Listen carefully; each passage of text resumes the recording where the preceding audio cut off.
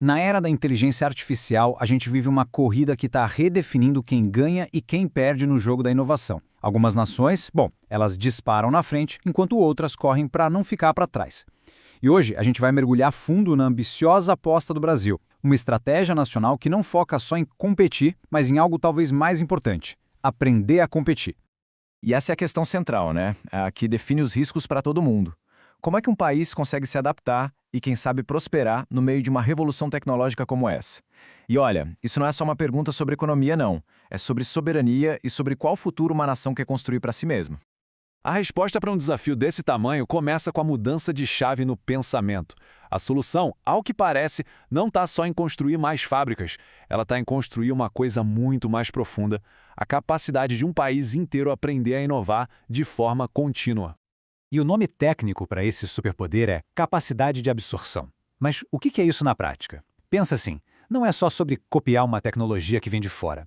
É como se fosse um sistema imunológico para a inovação. É a habilidade de olhar para fora, identificar um conhecimento útil, trazer para dentro, digerir, transformar e, a partir daí, criar algo novo, com a nossa cara. E quando a gente olha para o caso do Brasil, esse conceito revela um paradoxo que nos acompanha há tempos. De um lado, a gente tem gigantes como a Embraer e a Petrobras, que são a prova viva de que o potencial para inovar em nível mundial existe por aqui.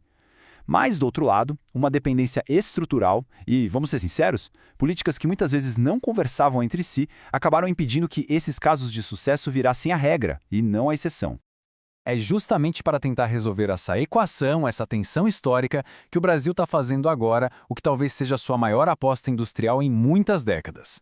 E o nome dessa aposta é Nova Indústria Brasil, ou NIB. E a proposta dela não é ser só mais um plano econômico. A ideia é ser uma síntese, sabe? Uma política que tem missões muito claras, desenhada exatamente para superar aquelas barreiras do passado e, finalmente, construir um sistema de inovação mais autônomo, mais soberano. E para mostrar que o compromisso é sério, o volume de recursos é gigantesco. A gente está falando de 507 bilhões de reais mobilizados até 2026. É um valor que, por si só, já sinaliza o tamanho da ambição por trás dessa nova política. Então tá, o dinheiro é grande, a ambição também. Mas como é que um investimento desse tamanho vira inovação de verdade lá na ponta? Bom, a estratégia se apoia em alguns pilares bem importantes.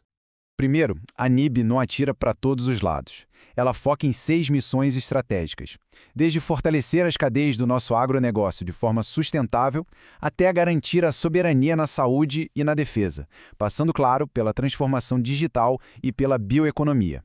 É uma abordagem com foco, para modernizar setores que são chave para a gente. E para executar tudo isso, foi montada uma arquitetura institucional forte. Pensa assim, o CNDI é o cérebro estratégico, que alinha todo mundo. O BNDES é o grande motor financeiro, o músculo da operação. E a FINEP é a agência que age como catalisadora, injetando dinheiro diretamente onde a inovação acontece, nos projetos. E olha, os resultados dessa organização já estão aparecendo nos números. O financiamento da FINEP para a inovação, por exemplo, deu um salto de mais de 230% em 2024, se a gente comparar com a média histórica. Isso mostra que o dinheiro está de fato começando a chegar com força nos projetos. E é super importante entender que o Brasil não está agindo sozinho nisso. A NIB faz parte de um movimento global, um verdadeiro renascimento da política industrial. Estados Unidos, China, União Europeia, todas as grandes potências estão fazendo apostas estratégicas de trilhões de dólares. Com essa iniciativa, o Brasil está dizendo que quer voltar a jogar esse jogo. Ok, a estratégia está em campo. Mas e aí, quais são os resultados até agora? A verdade é que já existem alguns sinais bem promissores, mas os obstáculos pela frente, eles continuam gigantescos. E um primeiro resultado que chamou muito a atenção foi esse aqui. Segundo o ranking da UNIDO, que é a Organização das Nações Unidas para o Desenvolvimento Industrial, o Brasil subiu 30 posições em produção industrial em um ano só. É um sinal importante de que aquela trajetória de desindustrialização talvez esteja começando a se reverter. E outros indicadores reforçam essa sensação de impulso inicial. A indústria cresceu, a criação de empregos no setor mais que dobrou em relação ao ano anterior e o uso da capacidade das fábricas atingiu o maior nível em 13 anos. São dados que mostram o impacto real na economia. No entanto, toda essa estratégia enfrenta um adversário que é antigo, poderoso e muito conhecido, o famoso custo Brasil, que nada mais é do que aquele emaranhado de barreiras burocráticas, tributárias, de infraestrutura que historicamente freiam a competitividade do país. E a escala desse obstáculo é simplesmente impressionante. O custo do Brasil é estimado em 1,7 trilhão de reais por ano. Para se ter uma ideia, isso dá mais ou menos 22% de todo o nosso PIB. É um peso enorme que a nova política precisa, de alguma forma, ajudar a superar. E tem outro desafio, que é mais profundo ainda, a sofisticação do que o Brasil produz. O índice de complexidade econômica mede exatamente isso. Basicamente, um país exporta mais soja ou mais microchips. E nessa métrica, o Brasil ainda está bem longe de líderes como a Alemanha e o Japão. Mudar esse quadro é um projeto de longuíssimo prazo. Então, juntando todas essas peças, o que tudo isso significa no fim das contas?